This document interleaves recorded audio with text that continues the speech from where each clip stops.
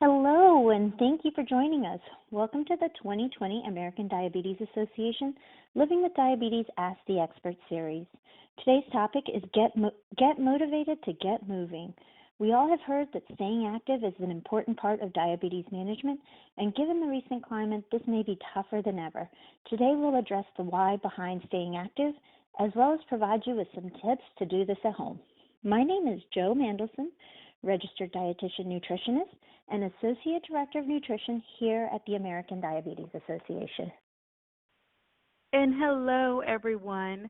My name is Shamira Robinson, registered dietitian, certified diabetes care and education specialist, and Director of Nutrition at the American Diabetes Association. And I can't forget, I am the co-host for today's program. Remember that our Ask the Expert series is all about answering questions from our listeners, so start getting those questions ready. For those of you on the phone, press star 3 on your keypad, and an operator will collect your question and place you in the queue so that you may have the opportunity to ask your question live with us. To participate online, no worries. All you have to do is type your name and question in the fields below the streaming player. Once you press that submit question button, your question will come directly to us. Stay with us through the hour, and we will send you useful giveaways to help you live well on your journey with diabetes.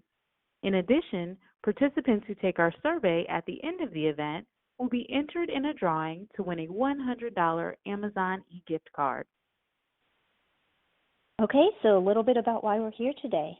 Because of the link between diabetes and heart health, the American Diabetes Association, in collaboration with the American Heart Association, has launched No Diabetes by Heart, with support from founding sponsors the Boehringer Ingelheim and Eli Lilly and Company Diabetes Alliance and Novo Nordisk, as well as national sponsors Sanofi, AstraZeneca, and Bayer. The No Diabetes by Heart initiative provides tools and resources for people living with type 2 diabetes to learn how to reduce their risk of cardiovascular disease.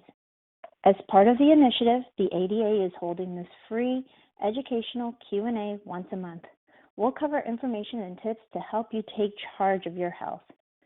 The health and safety of all of those we serve at the American Diabetes Association is always our top priority. The CDC has determined that COVID-19 is a serious public health threat. In general, people with diabetes face greater risks of complications when dealing with viral infections, and this is likely to be true with COVID-19. Current CDC recommendations include wash your hands often. If soap and water are not readily available, use hand sanitizer that contains at least 60% alcohol. Avoid touching your face.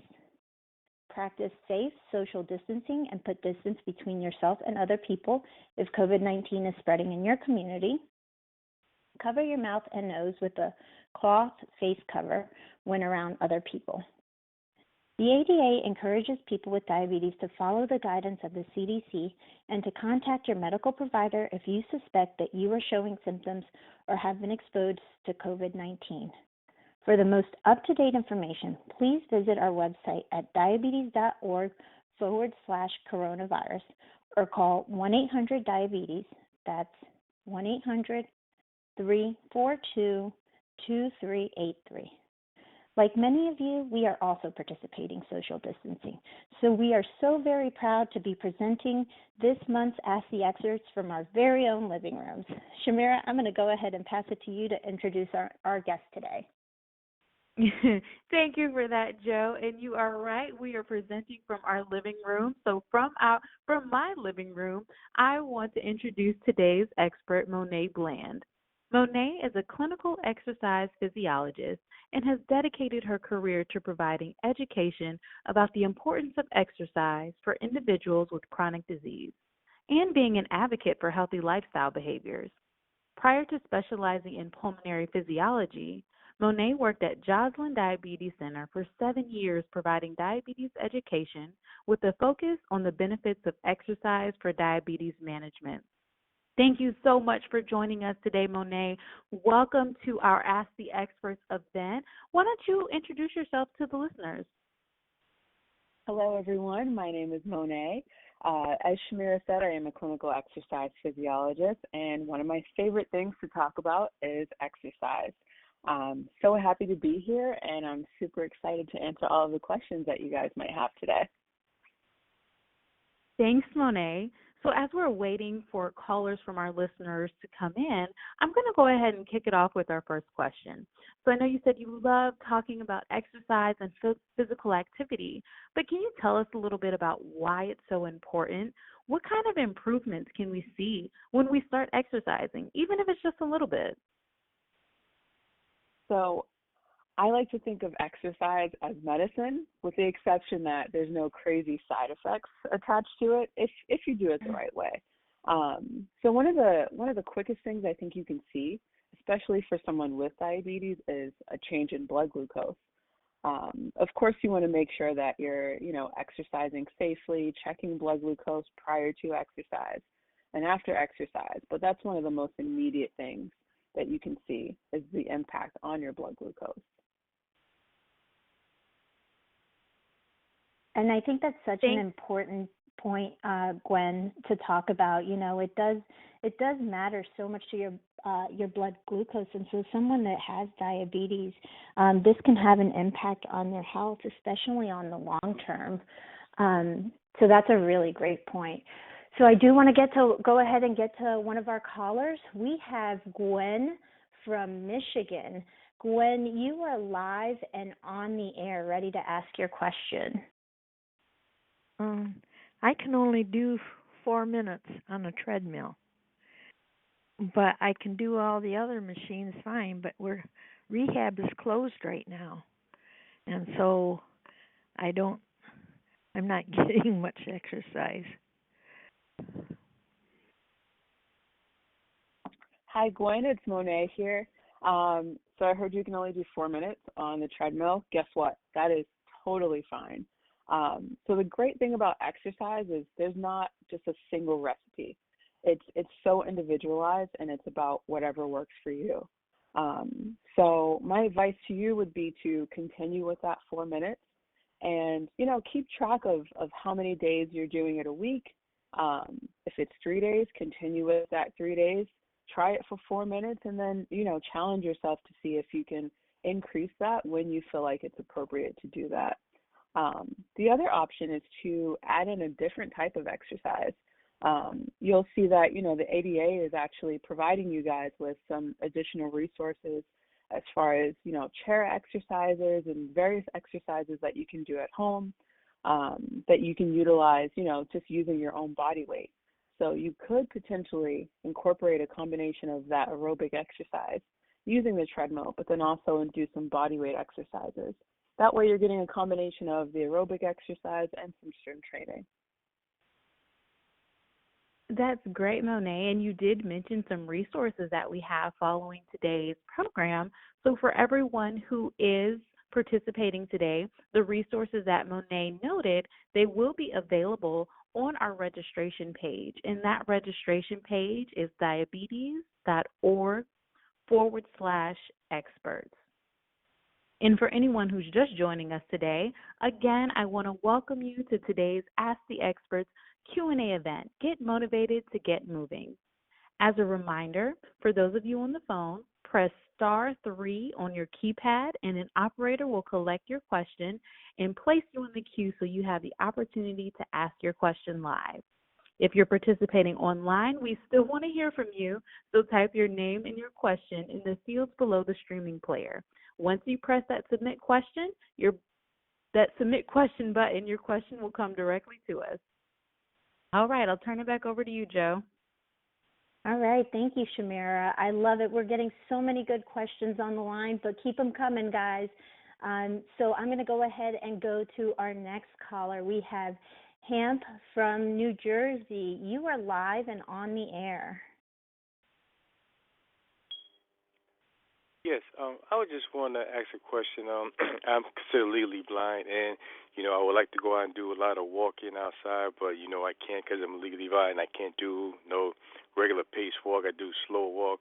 But when I am in the house, I do walk when I watch TV, I do walk in place, while the commercial's on, and I just want to know with that, what would be, or how long would I do, I guess, while watching TV to get that, as they say, 30 minutes of walking, to get the recommended, exercise, and I do clean around the house a lot of times, mop and all that, sweep and all that, so I know it's a part of good exercise also. So I guess I just want to ask a question, while I'm walking in place, watching TV, how long should I do it to equal out, I guess, the 30 minutes of walk, during the course of a day? So that's a great question. So the answer to that is, it really depends on what you feel like you're able to do. So with exercise, especially with aerobic exercise, you have the option of doing that 30 minutes all at once. If you can tolerate that, you can also split that up into either 10 or 15-minute bouts, if that's more appropriate. So if you're just starting out, I would say definitely start off with maybe 10 minutes at a time, and then try to slowly increase those bouts of exercise so that you're doing that 30 minutes at once. The other component of that is thinking about how hard you're working as well, because you do want to try and work up a sweat a little bit, get your heart rate up as well. So those are two components to think about. So really it's about you accomplishing that 30 minutes. How you achieve it is really up to you. But that would be my recommendation for you. Hey, That's a Monet, really good point. Go ahead, there were Shamira. some great, there were some great household activities mentioned, like sweeping and mopping and just doing some chores around the house. What are some things that people may not typically think of as exercise or physical activity that you could do around the house that still count and still help you get some movement in? Oh, there's so many different things. Like as the gentleman mentioned, like cleaning up. I've had a lot of people in the past that did gardening, things of that nature. If you're doing construction around your home, all of those things are considered physical activity. Now, it is important to distinguish physical activity from exercise because they are two different things. Now, while exercise is physical activity may not be exercise. So while we do want people to, stay active, do those things around the house, I would also encourage to do some structured exercise in addition to those household chores as well. I love that you mentioned that we can do physical activity and exercise, that there's differences, but they're both equally important. So that's really wonderful. Our last caller mentioned something about heart rate, and I think that's actually a really good transition to our next caller. We have Margie from Illinois who's also wondering a little bit about heart rate. Margie, you are live and on the air. Oh, hi. I was wondering, after I get done exercising on my walk outside, how long should it take for my heart rate to get back down to the normal resting heart rate? So that is a great question. I would say, once again, you're going to hear me say this a lot throughout the conversation that I'll have with you guys today. It really depends because we all respond so differently to exercise. How I respond is a little bit different from how you're going to respond. Typically, I would say a lot of people take within maybe 3 to 5 minutes after exercise to return back to their resting heart rate. But it also depends on how long you've been exercising as well. So if, walking outside is new for you, you might notice that returning back to baseline is taking a little bit longer. Whereas once your body starts to get conditioned to walking, you might notice that you're returning back to baseline a lot quicker. One recommendation I would have for you to kind of assist with getting your heart rate back to baseline is to do a cool down exercise. So if you've been walking at a faster pace, I wouldn't just immediately stop that exercise, start to slow down your pace a little bit, start thinking about your breathing, things of that nature, and that will definitely assist you in getting your heart rate back to resting values. I think that's a great, Monet. And we're talking about heart rate. Can you tell us a little bit about how exercise really impacts heart health overall? So just like a lot of other things, it definitely benefits cardiovascular health. So when you think about exercise, you're strengthening all of the muscles in your body, right? So your heart is actually a muscle as well.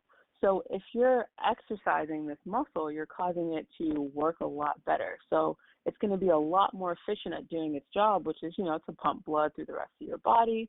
So a lot of people will notice that with incorporating exercise, especially aerobic exercise, they're not as fatigued. They might notice that their blood pressure is slightly lower than it used to be. They might notice that their resting heart rate is also lower because you're causing that muscle to work a lot better than it had been previously if you weren't exercising. That's a really great point, Renee. Thank you. So we have a question from one of our online listeners, Michelle from Kansas. She's asking, what type of exercise can I do as I have very bad arthritis in my legs? I used to be very active until a year ago, and now the arthritis has set in. So there are a lot of different types of exercise that you can do. So one of the things for arthritis that I recommend is actually resistance training, which is also known as strength training or weightlifting. A lot of people definitely think if they have, any type of musculoskeletal condition, including arthritis, that maybe movement isn't the best for them, but it actually is. So outside of, pharmacological treatments such as, different medications, doing some type of strength training is actually going to be the most beneficial for you. Now, with you having arthritis in your legs, you do want to be aware of the type of exercise that you're doing. So maybe not doing a lot of weight-bearing exercises, but what you can do is if you have a chair at home, then you're good to go. You can do leg raises. You can do all types of things with just using your chair at home. You can do chair squats, also known as sit to stand. So all of those things would be effective at definitely helping to build the muscles in your legs, helping with bones and everything of that nature. If you want to challenge yourself a little bit, you could purchase some ankle weights, and that would kind of challenge you a little bit to further yourself as you continue on with that exercise. Hey, Monet, you mentioned leg raises. So I know we're over the phone, but I want us to try to do our best to offer some sort of visual. So if you were going to talk our listeners through doing a leg raise at home safely, what would that look like? So I would, first of all, you want to make sure that you have a chair that does not have wheels because safety first. You want to make sure you're sitting upright in the chair, making sure your core or your abs are tight because that's very important. Sitting up in a chair nice and tall, and then you're just going to extend your leg out, lift it up, and then right back down to the floor. Now, one thing I like to think about with this is you never want to rush through your exercise. You want to take your time, think about the movement that you're doing with your body. So typically what I encourage for doing resistance training or lifting is it should take you about 2 seconds. If you're doing a leg raise, 2 seconds to lift that leg up. You want to hold it for a second, and then about 2 seconds to bring that leg back down. If you're doing that, maybe 2 to 3 sets of 10 repetitions, you will most definitely feel the burn in your legs after that. But you want to make sure you're taking your time with the exercise to ensure that you're not putting yourself at risk to get injured. All right. Thank you, Monet. So we're going to go on to our next caller. We have Faye on the line, and she has a question about blood sugar. Faye, you are live and on the air. Hi, thank you. I heard that if your blood sugar is really high, you should not be exercising. I'd like to know, is this true? Why? And what is the cutoff points? I heard over 300, God forbid. If that's your blood sugar, you shouldn't be exercising. Thank you. So the answer to this is yes and no. The reason I say that is because, typically we hear that if your glucose is high, your blood sugar is high, you shouldn't exercise. Now, with that being said, we want to know why your blood glucose is high. Is it high because you're sick? If you're sick, you might also have ketones. If that is the case, do not exercise, because what can actually happen is that once you start exercising, instead of your blood glucose dropping how it may do in typical circumstances, it may actually continue to increase, which is putting you at risk. So for a situation like that, do not exercise. Now, on the opposite end of this, let's say you just finished eating lunch and maybe your glucose is high for that reason, then you do want to use caution with exercise, but you also want to take into account how much insulin you may have taken if you do take insulin, and then use caution with exercise. If an individual is starting exercise and their blood glucose is higher, I would recommend checking their glucose possibly around at that 15-minute mark, and then taking a look to see, is it rising or dropping? If it's rising, I would terminate exercise at that point. If it's dropping, I would continue and just continue to monitor if you're feeling any symptoms, and definitely check your blood glucose afterwards. So it really depends on why your glucose is high. That answers your question. Thanks for that, Monet. And as a brief reminder to all of our listeners, at the conclusion of the Q&A segment, you are welcome to stay on the phone or online to complete a short 5-question survey. Your feedback is so very important to us, and it will help us inform future planning. Participants will be entered for a chance to win a $100 Amazon e-gift card. You've been asking such great questions, and we hope you'll participate in the closing survey. Okay, Joe, who do we have next? All right, so we're going to go to Dolores from Florida. Dolores, you are live and on the air. Yes, good afternoon. I would like to know what's some indoor exercise that I can do, because I'm a walker, but the weather in Florida now is it's very high in allergy, and I'm allergic to the allergy. Can you give me some indoor exercise? I have lift. I can lift things, weight lifters, but I want to do something else. But I walk a lot. Okay. Hi, Dolores. I can definitely give you some exercises. So you mentioned being a walker. Now, you do have the opportunity to actually walk indoors. You can walk in place and still get that same benefit as if you were walking outside. So that's an option. If you do have equipment at home, feel free to utilize that. If you have a treadmill, or if you have a recumbent bike or an upright bike, if you don't have any of those, I would definitely recommend walking in place. If you feel comfortable, if you have stairs at home, you can also utilize those. Just taking into account if you have balance issues may not be a good idea. If not, feel free to use those as well.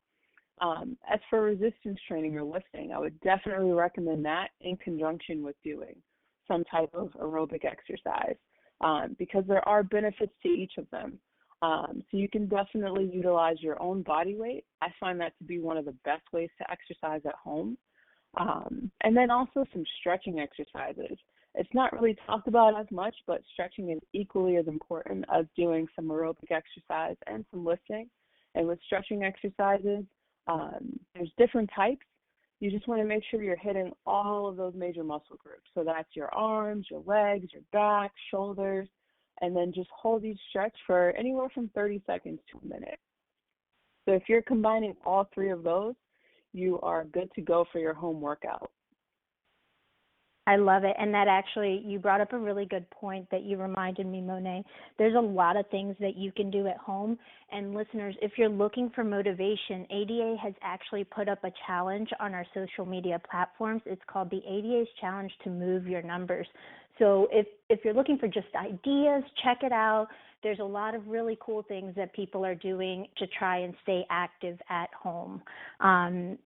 Things from the exercises inside the house, walking around the house, and even just dancing. There's a couple of really funky, fun dance videos on there that you guys might want to check out for some motivation.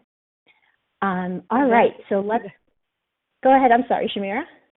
No, that's fine. I was going to say that's right, Joe. I've actually checked in on the hashtag.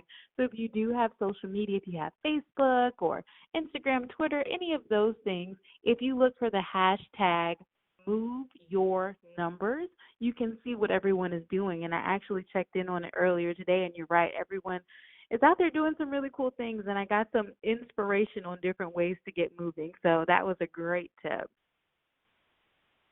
All right, so let's go ahead and get to our next caller. We have Myrtle from Houston, Texas. Myrtle, you are live and on the air. Yes. How y'all doing? Good. How are you, Myrtle? Oh, I'm not doing good. I stay in the pain all the time, and I be wanting to do some exercising, and I got fibromyalgia, and I had back pains and leg pains and a host of pains in my shoulders. And I don't know any exercise that I can do besides walk around in the house every now and then. And what is it can I do? Hello, Myrtle. So there are some options for you. So as I mentioned earlier, there's a lot of different things that you can do with just your body weight. So that's typically what I recommend for a lot of people that are experiencing pain. Before we introduce any additional weight, let's just get you moving with your own body and doing some mobility exercises. So a combination of doing those body weight exercises, for you, I would recommend doing probably 2 sets of exercises, probably 10 repetitions. So what that means is you do a certain exercise 10 times, give yourself a rest, maybe 1 to 2 minutes in between, and then repeat that exercise again. Now, as far as what exercises you should be doing, you can do arm raises. So you can just put your arms right in front of you, lift up and down. You can do that to the side of your body, up and down. You can also do some lower body exercises as well. So I mentioned earlier doing leg raises. If you have a chair at home that is secure and stable, you can also just march in place, which is going to help with your muscles in your lower body as well. So starting off with basics like that, I feel like would be extremely helpful. And then as well as incorporating some stretching exercises as well. Now with this, you don't necessarily have to do this every day. If you're just starting out, I would recommend probably doing this every other day. You do want to give yourself time in between to recover because your body's going to say, what's going on? This is a new exercise. I'm kind of sore. So definitely giving yourself some time in between. So it could be that you're doing it on Monday, Wednesday, Friday, Tuesday, Thursday, Saturday, something along those lines. It's pretty much whatever works for you, but definitely getting some type of movement in, you might start to notice that pain goes away. I hope that's helpful for you. So wonderful exercise tips. That brings us to one of our online participants, Sheila. She wants to know if you would mind talking a little bit about the right kind of shoes and socks to wear while exercising. And she's also wondering if you have any low-cost resources for good shoes. Oh, footwear is always an interesting conversation. So what's great about us is, there's this thing called gait. And basically what that refers to is how you walk. So the first thing is you want to figure out what kind of walker are you, Some people have a tendency to walk one way versus another, which is going to impact the type of footwear that you would like to get. You also want to take a look at your feet and figure out, do you have wider feet? Are they narrow? Do you have high arches? All of these things that we typically don't think about are very important in selecting a shoe. Now, once you figure that out, I'd go online, do a little bit of research, kind of figure out which company is probably best. I've always been a fan of brands like Asics and Brooks. I don't promote any of these, but just very familiar with these brands that offer shoes that have a lot of support. It's really up to you which brand you get, just as long as you have a shoe that does have a lot of support, especially if you're going to be doing exercises like walking. Because every time your foot hits the ground, it sends a shock back up to your muscles, which can actually impact your legs, things like that, your knees. So definitely finding a shoe that is supportive. Now, as far as socks, that's really a personal preference. For some people, they may go with compression socks, and people like ankle socks. The most important thing is getting something that's going to be supportive and that's going to take away some of that impact when you're walking on the ground or doing different types of exercises. Yeah, I'm so glad that we talked about that because if you start having issues with the knee and that can move up to the hip, you definitely want to avoid that, and footwear is an important key to that. All right, so let's go on to Barbara from Michigan. Barbara, you're live and on the air. Hi. Yes, I've been a diabetic for 30 years now, and I get a lot of walking in with my dogs, but I don't get much upper body exercise. I've got a lot of injured muscles through the years, and I was wondering, usually the canned goods that you have weigh like 12 to 16 ounces. And I had read that you could exercise by moving weights excruciatingly slowly. And I was wondering if you used your canned goods and moved them excruciatingly slowly from one shelf to the other, if that would be considered an exercise. It's something we all have. Oh, I think we lost her at the very end, but I think the question was regarding to, canned goods and how that might be physical activity or an exercise. Yes, 100%. To answer Barbara's question, yes. So that's the joy of exercise, and that's why I love it so much, is because you can do so many different kind of things.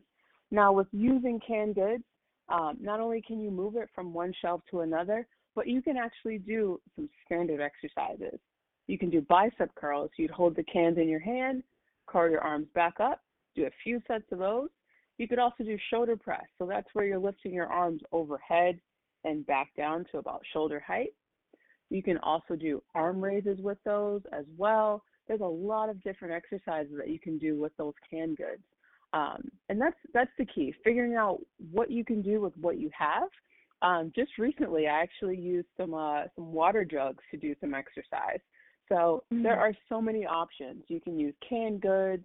Some people will use milk jugs, water jugs.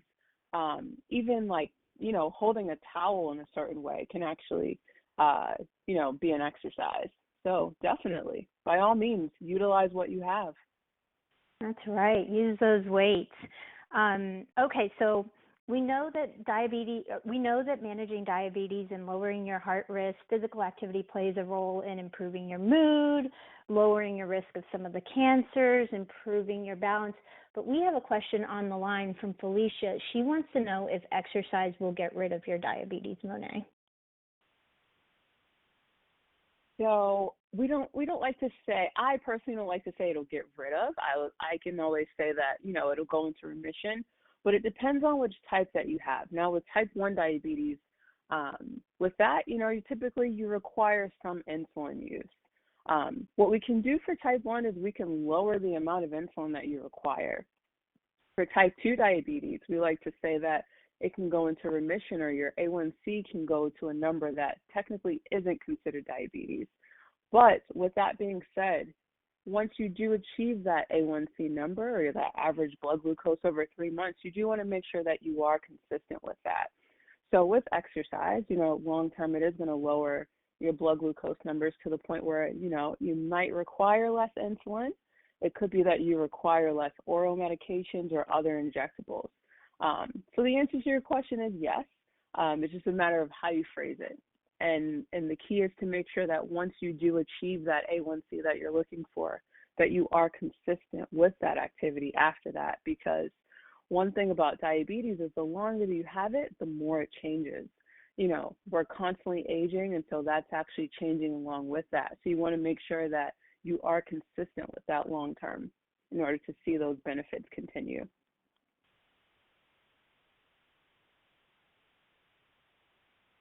All right, thank you, Monet. So let's go on to our next caller on the line. I have Joe from California.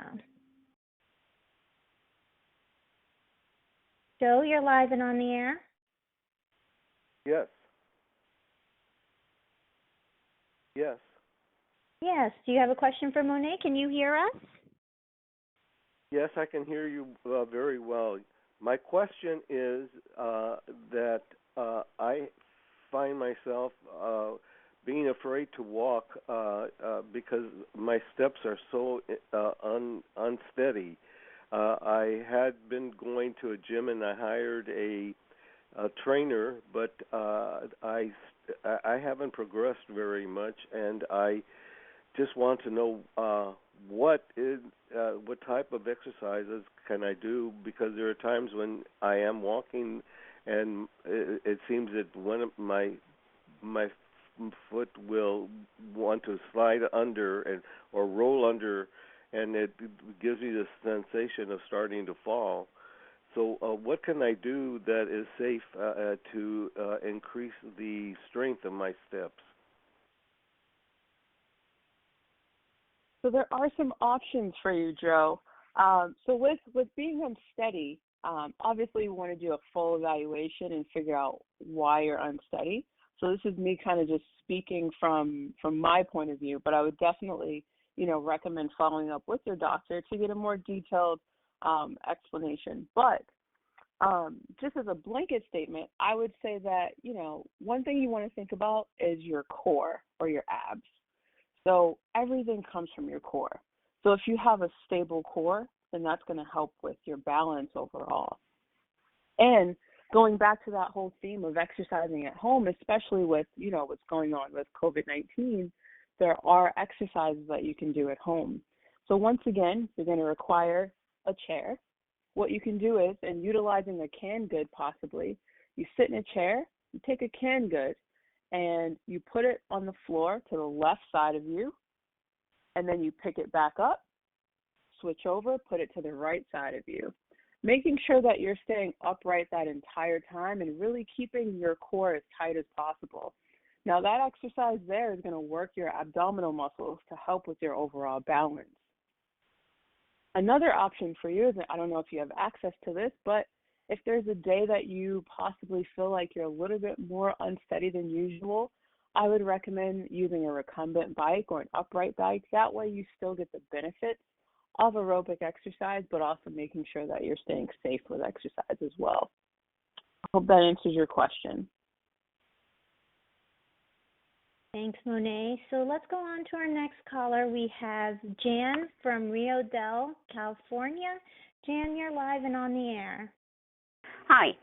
I want to say I was really glad to hear all the questions about diabetes because I have that too, so it helped me. A couple other things I have is COPD, so the breathing is difficult. And I tend to fall. I forget what else I said. But I don't get any warning on falls. I'm walking along and bam, I'm on the ground. So my husband got me a whistle so I could blow it and he can come get me. But the weights, the free weights. I love free weights, but the arthritis in my hands is so bad I can't close them, and I can't grip anything like that safely. I could drop it on myself. Any suggestions? Hello, I do have some suggestions for you, Jan. So as far as the grip issues, another thing that you could utilize in addition to free weights is you could actually get resistance bands with handles. And what I like about resistance bands with handles is that it's still going to give you that same benefit of lifting weights, but it's going to feel a little bit different. So resistance bands are, exactly how they sound. It's a band that has a set amount of resistance that you can kind of, manipulate as you'd like. But it's a great idea to use, especially if you are concerned with dropping weights and things of that nature, because you can still do all of those same exercises. It's just using, a modality that's a little bit safer for you. So I typically recommend going on Amazon. You look for resistance bands with handles, making sure you look at the description to make sure that you're getting a band that is, equivalent to the same weights that you have at home. But essentially it's doing the same thing, but probably a safer option for you. And then as far as, I know you mentioned having the COPD, exercise is also really beneficial for pulmonary function. So I would encourage you to continue on with your exercise. Also, just, being aware of oxygen levels, things of that nature as well if you're feeling symptomatic. But continue on. You're on the right track. Thank you, Monet. So I want to get to one of the questions that we got from one of our online listeners. Carmen is asking, is yoga or Tai Chi a helpful exercise? So maybe you could talk a little bit about stretching and mindfulness and just breathing and the benefits that all of that might have on not just physical health, but a little bit about mental health too. Yes, of course. So there's three types of exercise that we think about, and every single person, whether you have diabetes or not, should be doing these three types.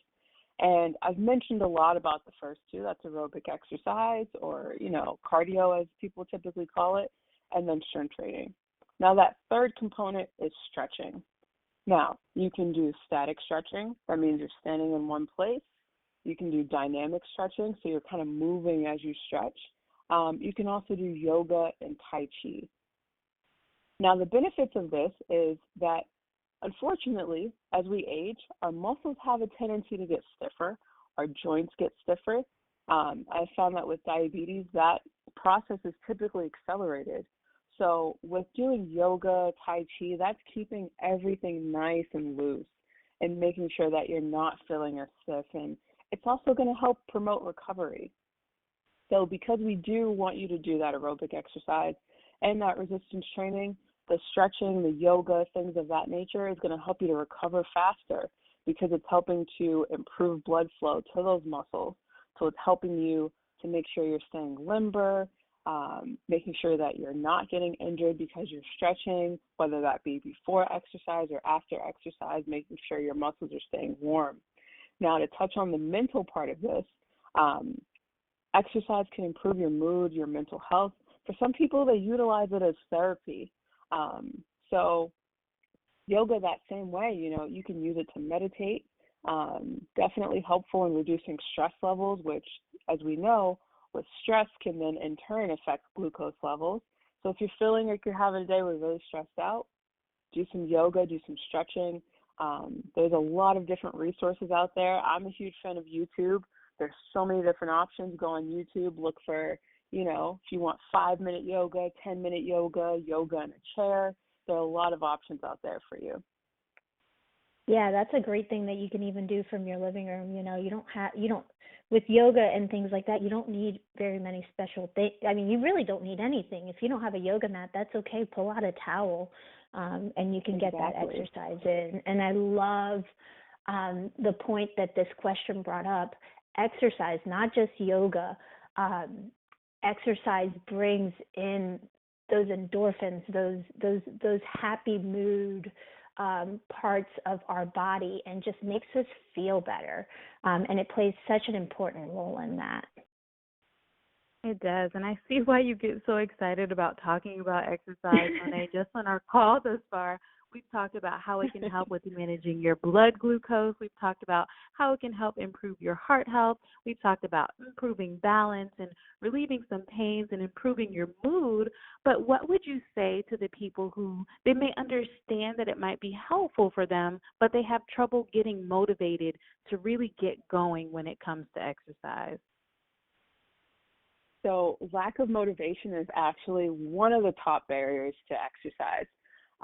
So with that, you have to figure out what is going to push you to get motivated. And I know that's a tough thing, but you kind of have to stand in the mirror and it's like, what's going to get me going? Now, for some people, we want to set up like short-term goals. So my thing might be, you know what, I want you to exercise for 1 week straight. At the end of that 1 week, if you exercise like you were supposed to, you stayed on track, you get to reward yourself. Now, do not reward yourself with food. That's never the option. But, maybe it's that, you get to watch a TV show or you get to purchase, a pair of shoes or something along that line.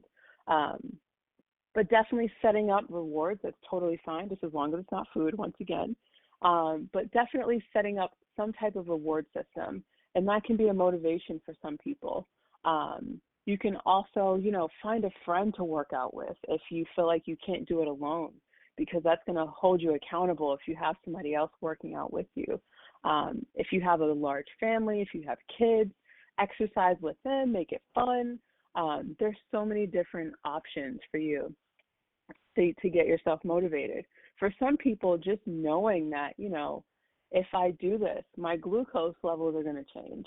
That might be motivation in itself. I would highly recommend checking blood glucose before exercise, as well as after exercise, and then possibly even checking it a little bit more that next day after you exercise, because the benefits of exercise, they can continue on up to 48 hours after you do some type of physical activity. So just seeing those numbers might be motivation in itself. So you really have to figure out what kind of person you are. Is it going to take looking at data like your numbers to motivate you? Is it going to take, getting new exercise equipment, working out with someone? Figure out what works for you. That's what I would say. For me, it's always a new workout outfit. That's what I like to get. Yeah. All right. I'm glad you mentioned glucose numbers in there, because our next question is actually related to that. Elizabeth, you are live and on the air. Yes, thank you. I am a type 2 diabetic, and my levels pretty much stay below 200.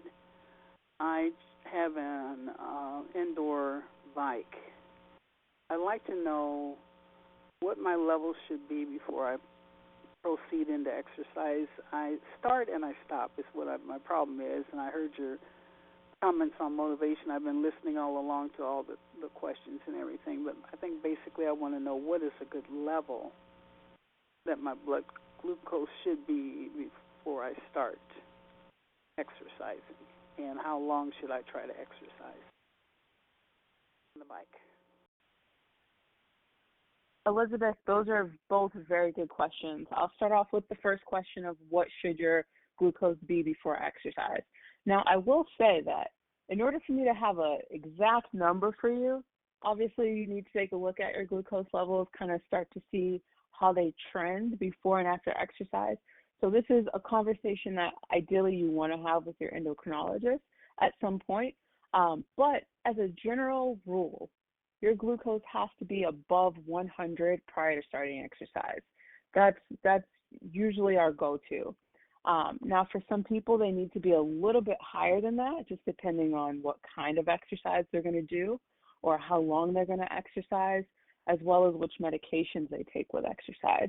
But at the very minimum, it has to be above 100.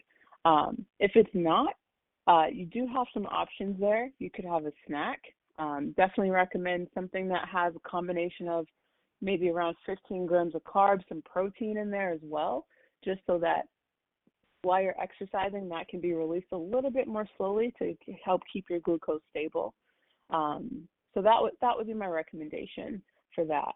Now, as far as the duration of exercise, it depends on how long you've been exercising. Now, if this is something that you're just starting out, it could be that, your goal is 10 minutes a day, and keep that 10 minutes up for the next, couple of weeks, and then try to progress to maybe 15 or 20 minutes, and then continue on down that path. Now, you do have the other option of, if you want to achieve maybe 30 minutes a day right now, you can do 10, 15 minutes in the morning, and then 15 minutes, maybe in the afternoon as well. You can break up that exercise into multiple bouts. It doesn't necessarily all have to be at the same time. Now, long term, ideally the goal is to have that 30-minute bout be at the same time, but if you're just starting out, you can really, figure out what works for you as far as the duration. So try and go as long as you can, take a break, and then, resume. It's really up to you. Those are all really great points, and I'm so glad that we're talking about blood sugar. I want to talk a little bit about, the signs that we should be a little concerned that maybe our blood sugar has gotten too low, and what we should do in that case when we're exercising, because I think it's equally important to address low blood sugar. Yes, definitely. So, in my experience, especially with individuals with type 1 diabetes, one of the main reasons why they don't work out is because of low blood glucose. And that's something that we can definitely avoid. So step one is to make sure you're checking before you exercise and making sure that your number is above 100. Like I said just now, making sure that you have that conversation, whether it's with your endocrinologist, your nurse educator, exercise physiologist, to figure out like a good range for you to start exercise, because that's going to help you to prevent that low blood glucose. Now, if you get to a point where your glucose is low, you need to terminate exercise immediately, because if your glucose is dropping, it's going to continue to drop. It's not going to just stop at, whatever number it might be. So at that point, you do want to have some fast-acting glucose, whether that be glucose tabs or juice, or, we all, like, everyone has their little go-to snacks that they use. Typically, I recommend around 15 grams of carb, and then you do want to wait about 15 minutes before checking again, just to make sure that that fast-acting carb does have a chance to actually work on your blood glucose. But if at that point it is over 100, I would not recommend resuming exercise, because, it is a fast-acting carbohydrate. It's going to, your glucose may drop again. So I would just terminate exercise at that point. Definitely making sure that you're in a safe place, that you don't have any weights around, things of that nature, and that you're somewhere where you can, focus on getting your blood glucose back to a normal range. Yeah, and Monet, I think that's a great point that you made. Just being aware of those things, but also how those numbers can be different for different people. And so it's imperative that you take the time and talk with your provider. And I know things are a little different for us now. We're under stay-at-home orders, most of us. And so still finding ways to reach out to your provider and your healthcare team is important. And so whether that's giving them a call, sending them an email, trying your best to get in touch, because a lot of these pieces are important. Yes, we're under stay-at-home orders, but it's also important for you to still stay on top of your health and take charge of those things in ways that you can. One thing that we often recommend on the show is diabetes self-management education programs, and those are a great way to get that support when it comes to exercise. You talk about exercise and managing your blood sugar and answering a lot of the questions similar to what we're answering today. And if that's something that's interesting to you, then you can always reach out to your healthcare provider and see if there are options. They may have options for you where you can take part in line. They may have options for you to get online support. And so those are just resources that you want to keep in mind. So if you are looking for a program in your area, you can always call us at 1-800-DIABETES. That is 1-800-342-2383. and inquire about how you can find a program. All right, so I think we have time for a couple more callers. Let's go ahead and go to Barbara in Ohio. Barbara, you are live and on the air. Yes, my husband was diagnosed with diabetes in late December, and in mid-January he started experiencing muscle weakness in his arms, pain in his shoulders and knees, and I was wondering just how does diabetes work on the body's muscles, and could it be also possibly the insulin that he's taking affecting, maybe interacting with his other medication that's causing these aches and pains? So that's a great question. So it's hard to answer because it could be a combination of a variety of different things. Now, with him having that recent diagnosis, obviously that is, causing a lot of changes in his body. Now, with having diabetes, it can definitely lead to a lot of different, musculoskeletal conditions, and a lot of people end up with like frozen shoulder, things of that nature. Because when you think of like having those high blood glucose levels, it can actually cause your joints to actually get, as they call it, like sticky, if that makes sense. So it could be as a result of the diabetes. The other thing too is, unfortunately, like I've mentioned before, from the time we are born, we start aging. And one of the things with aging that happens is, our bone density decreases, our muscle mass decreases. They say from the age of 50, that process actually is accelerated. And unfortunately, with having diabetes, it actually makes that process go a little bit faster, which is why we stress the importance of incorporating exercise, which is why we're all here having this conversation right now. So it could be a combination of all of those things coming together. Now, I would encourage him to do some type of exercise, but still, making sure that he's being safe. With having these aches and pains, you definitely want to make sure you're very cautious and very aware of the type of exercise that you're doing, but also thinking about the fact that the movement could possibly be helpful in all of this. All right. Thank you, Monet. We now have Becky on the line. Becky's from Knoxville, Tennessee, and you are live and on the air. Hey, I'm overweight and I'm over 60, and my blood A1C runs about 8. I am trying to work on lowering it, and I started exercising, but my sugar goes way up, and it scares me. I'm not sure what to do. When I told my doctor, he told me that was just crazy, that it goes down when you exercise, but mine is going up. So for me, I don't actually think it's crazy because, typically we think that glucose drops, but for some people it actually rises. Now, this can be due to the type of exercise you're doing. So for a lot of people, if they're doing like high intensity exercise, if they're doing strength training, they may notice that it temporarily rises because your body's under stress. But it would be interesting to see if after a certain amount of time that those glucose levels drop. So I'm not sure how often you're checking your blood glucose, but I would actually recommend, if you're not doing it, try to keep track, a few hours after. So check immediately when you finish exercising, but also check maybe 2-3 hours later, kind of check throughout the evening and possibly even the next day. So for some people, they may notice that they don't see those immediate effects, but, the next day they require less insulin, their numbers are a lot lower.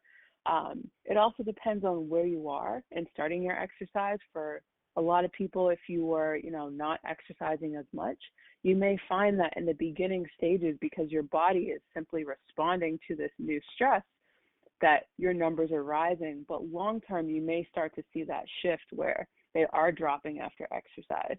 So you do want to keep in mind how much it is increasing. And then my other question for you would be, are you also like eating before exercise, and is that contributing to it as well? There are a lot of different factors that can come into play with this. But this should not be a reason for you to not exercise. Just, keep in mind how much it's rising, if it's dropping at a certain point later and you're just not realizing that. But definitely continue with the exercise. It is going to have some benefit for you. And one thing I'll also note, I'm not a dietitian, but I do strongly advocate for, exercise is important, but exercise's best friend is nutrition. So you can't really have one without the other. So, if you're going to make a behavior change to your exercise, you also have to make that same change with your nutrition. And they may not come hand in hand. You may do one first and not the other, which is fine. But just as long as long term, those both come together and you're making changes to both, because you'll definitely start to see more of an impact on your A1C, on body weight, all of those things combined once you combine nutrition and exercise. All right. I love that you put in a little plug for the nutrition part of it. I do think we have time for one more question, so we're going to go to Rosanna from Raleigh, North Carolina, and it is a little bit of a food question. Hi. Is it important to get a good snack after you exercise, and how soon should you eat it? That's a tough question, actually. Because it really depends on how your glucose trends. For some people, they may have a snack before. So if you're having a snack before, you may not need to have one afterwards. If you find that, let's use this for an example. Let's say it's lunchtime and, you use your lunch break to exercise and you haven't eaten before. And you know that the rest of your day, you're also going to be really busy and you're running around, things of that nature.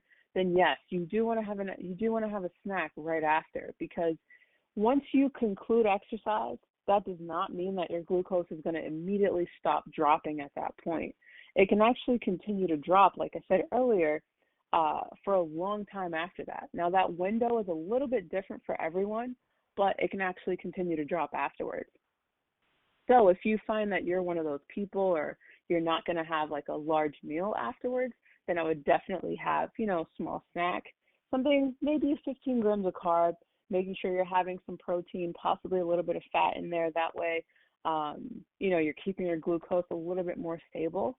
So the answer to that question is yes.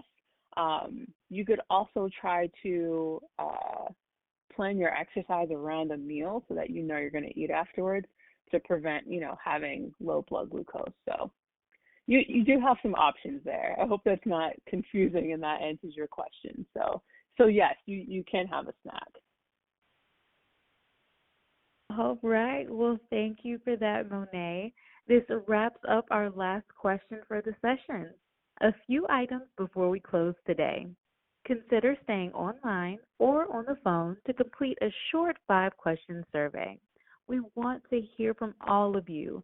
As a thank you, participants will be entered into a random drawing for a chance to win a $100 Amazon e-gift card.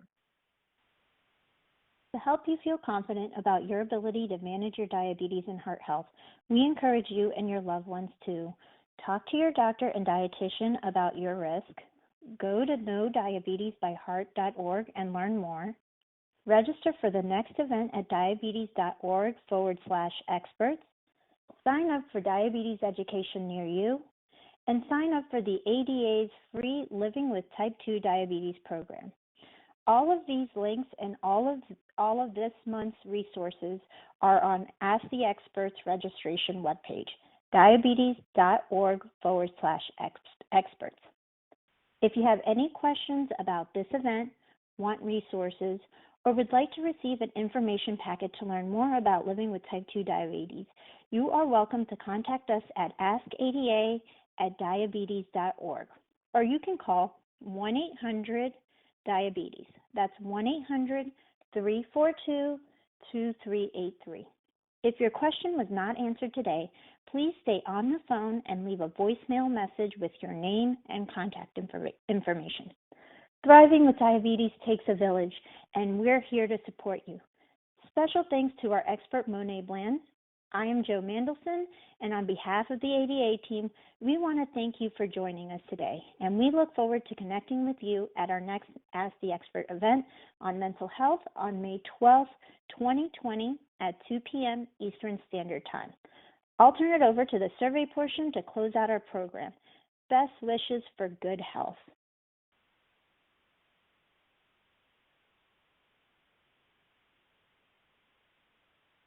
All right. Thank you again for joining us today. And stay on the line for this quick 5-question survey to provide your name and contact information to be entered into our random drawing for a chance to win a $100 Amazon e-gift card. To provide your response, press the corresponding number on the keypad of your phone. For participants online, please click on the poll section below the Ask a Question form and click to submit your responses. Okay, here is our first question. Overall, how satisfied were you with today's event? Get motivated to get moving. Use a scale from 1 to 5, with 1 being not at all satisfied and 5 being very satisfied. And I'll repeat that one more time. Overall, how satisfied were you with today's event? Get motivated to get moving. Use a scale from 1 to 5, with 1 being not at all satisfied and 5 being very satisfied. And while we wait for the next question to come up, I'd like to remind you about one of our programs supporting people living with type 2 diabetes. If you're recently diagnosed or could benefit from a refresher, consider signing up for ADA's free program, Living with Type 2 Diabetes. Participants receive information via email and e-booklets throughout the year-long program on topics including emotional health, eating healthy, and physical fitness, as well as tips on managing and living well with type 2 diabetes. Okay, on to our next question. True or false? Physical activity is important for both managing blood glucose and heart health. Press 1 for true, press 2 for false, or press 3 for unsure. And I'll repeat that again for you. True or false? Physical activity is important for both managing blood glucose and heart health. Press 1 for true, press 2 for false, or press 3 for unsure. And before we go on to question 3, we would like to let you know that if you missed a part of today's event or would like to just listen again, we now have full recordings available by phone. You can call the toll-free number 866-686-8240 to hear the latest recording. Again, that number is 866-686-8240. All right, moving on to question number 3. Along with managing diabetes and lowering your risk for heart disease, physical activity, 1, improves your mood, 2, lowers your risk for some types of cancer, 3, improves your balance, 4, all of the above, or 5, none of the above. And I'll say that again. Along with managing diabetes and lowering your risk for heart disease, physical activity, 1, improves your mood, 2, lowers your risk for some types of cancer, 3, improves your balance, 4, all of the above, or 5, none of the above. All right, and before we go on to the next question, we would like to remind you again that our next Ask the Expert Q&A event will be on May 12th at 2 p.m. Eastern Time. Our guest expert will be talking about mental health and ways to engage with your support system when you may be physically distanced from family and friends. To register, go to diabetes.org/expert or contact 1-800-DIABETES. All right, question number 4. As a result of this event, how likely are you to schedule a visit with your healthcare provider to talk about the link between heart disease and diabetes? Press 1 for not likely, press 2 for somewhat likely, or press 3 for very likely. And I'll repeat that again. As a result of this event, how likely are you to schedule a visit with your healthcare provider to talk about the link between heart disease and diabetes? Press 1 for not likely, press 2 for somewhat likely, or press 3 for very likely. And while we wait for the last question, remember that a diabetes self-management education and support program referenced earlier will focus on your concerns about diabetes. These programs will empower you with the knowledge and skills to help you manage your disease. You can find a link to an ADA-recognized diabetes education program at the bottom of our Ask the Experts webpage, which again is diabetes.org/experts, or you can call to speak with a member of our call center at 1-800-DIABETES, and they'll help you identify a program. All right, here's our final question. As a result of this event, how likely are you to sign up for or continue to participate in a diabetes self-management education program? Remember, diabetes education programs usually require a referral from a healthcare provider. Press 1 for not likely, press 2 for somewhat likely, or press 3 for very likely. And I'll repeat that one more time. As a result of this event, how likely are you to sign up for or continue to participate in a diabetes self-management education program? Press 1 for not likely, press 2 for somewhat likely, or press 3 for very likely. Okay, thank you for staying with us and providing your feedback on today's event. We offer many thanks to today's expert, Renee Bland, as well as the support vendors and sponsors, and a No Diabetes by Heart collaboration. This concludes today's program in the Ask the Experts Q&A series. Due to some adjustments we've made in response to the coronavirus pandemic, we're opting to email you resources from today's event rather than sending them in the mail. So if we already have an email address for you on file, we'll expect to receive an email with our physical activity resources by the end of the week. Alternatively, you can find links to the resources on our website, which again is diabetes.org/experts. Once you're there, click on the April 2020 event page under past recordings to find links to the resources as well as the full recording of this event. And lastly, to enter the drawing for our giveaway, please stay on the line and leave a message with your contact information as well as any other questions that you'd like answered, and we will follow up with you soon. Thank you.